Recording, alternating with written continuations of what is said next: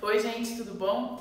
Antes de eu começar a aula hoje, eu queria agradecer ao Centro Educacional de Paula por estar oferecendo aqui um espaço para eu e a Ana poder estar gravando as aulas aí para vocês, tá? Vou deixar aqui embaixo o link, é uma instituição voltada para a educação de jovens e adultos e fica aí o nosso agradecimento.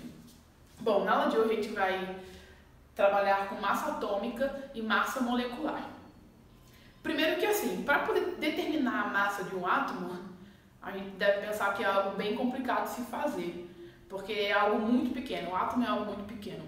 Tem um físico chamado Richard Feynman que ele fez a seguinte comparação: se eu pegar um átomo, ampliar ele 10 milhões de vezes, eu chego ao tamanho de uma maçã. Se eu pegar essa maçã, ampliar ela na mesma proporção que eu ampliei aquele átomo, eu chego ao tamanho do globo terrestre. Então assim, o átomo é algo muito pequeno. Então, como determinar a massa de algo tão pequeno assim? Para isso, o que Dalton ele começou a fazer com os estudos dele? Ele estabeleceu como padrão o hidrogênio. Ele pegou 1 grama de hidrogênio e, a partir da reação que ele tinha com outros átomos, ele conseguia determinar a massa desses outros átomos. Só que aí ele chegou na fórmula da água como HO. E a gente sabe que a fórmula da água não é HO, é H2O. Por isso ele encontrou a massa de oxigênio sendo 7 e não 16, como a gente conhece hoje em dia. Então depois dele, né, veio Berzelius com um outro estudo, né? Ele estabeleceu como padrão o oxigênio de massa 16. Só que assim, os estudos dele foram muito bons, bastante precisos, tanto que os valores que ele encontrou são bem próximos aos valores que a gente utiliza hoje em dia de massa atômica. Só que começou a ocorrer divergência entre os químicos e os físicos em relação aos valores que ele estava encontrando ali. Por quê?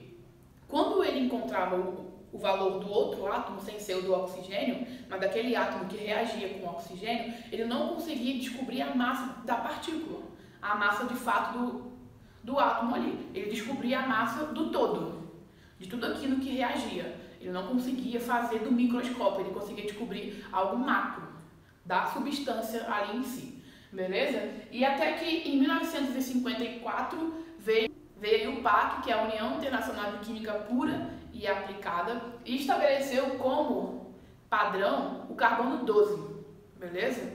E com isso conseguiram calcular a massa dos outros átomos. Preste atenção aqui numa outra coisa. Estabeleceu o carbono 12 como padrão, né? Mas tem que ter uma unidade para poder dizer a massa de um átomo. Por exemplo, a gente usa hoje em dia, para descobrir a massa do seu corpo, quilogramas, né? Volume, a gente usa litro, ml e por aí vai. Qual unidade, né, vai ser usada para a massa do átomo ali? O que eles fizeram? Eles pegaram o carbono, dividiram ele em 12 partes, beleza? E uma parte dessa daqui, olha, que é 1/12 da massa de carbono, né, passou a ser a unidade de massa atômica. E esse valor tá aqui, olha, ele vale 1,66 vezes 10 a menos 24 gramas. É algo muito pequeno, né? Então, eles conseguiram fazer isso daqui no laboratório, usando um instrumento chamado espectrômetro de massa. E aí conseguiram chegar a esse valor. É algo muito pequeno, né? 10 a menos 24. Se for ver, é 0,0000, é muito zero aí, é algo muito, muito pequeno mesmo.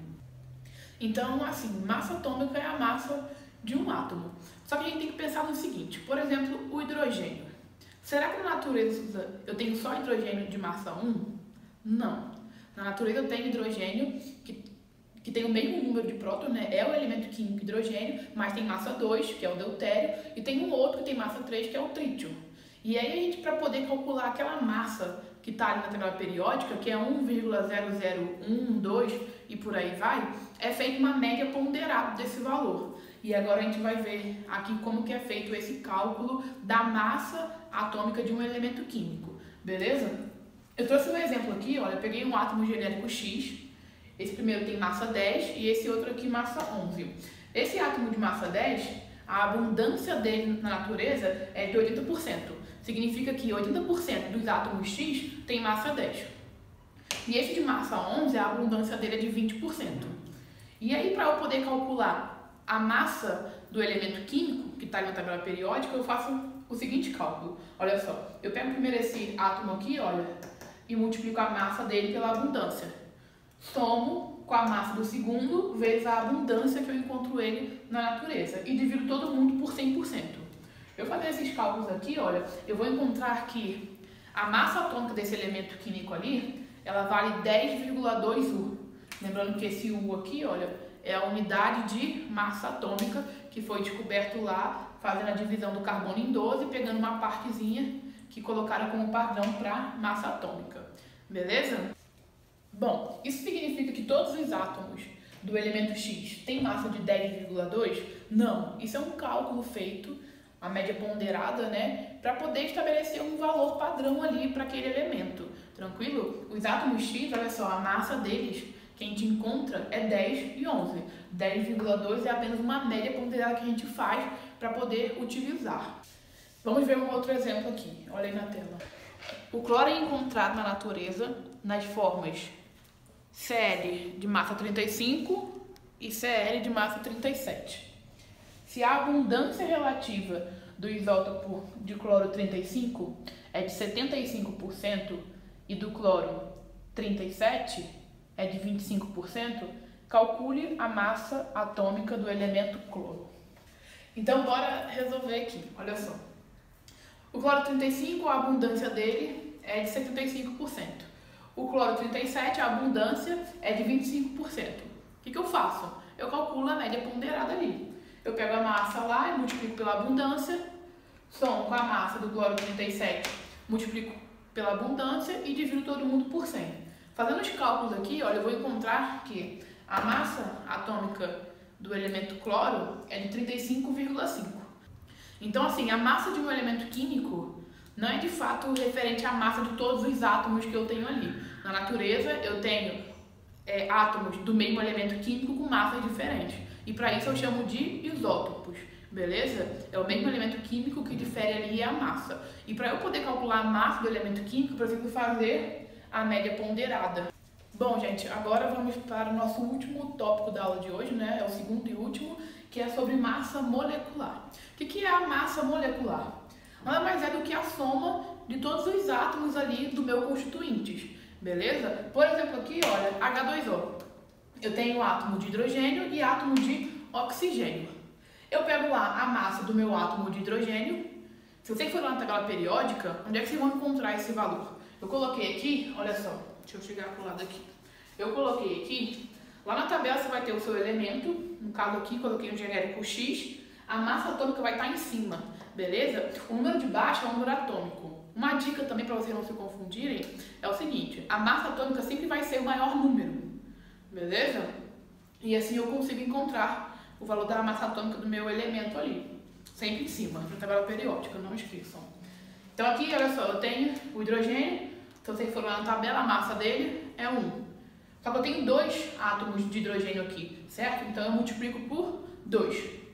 1 vezes 2, 2. Coloco o Uzinho, que é a minha unidade de massa atômica, e agora eu venho aqui para a massa do meu oxigênio. A massa do oxigênio atômica vale 16.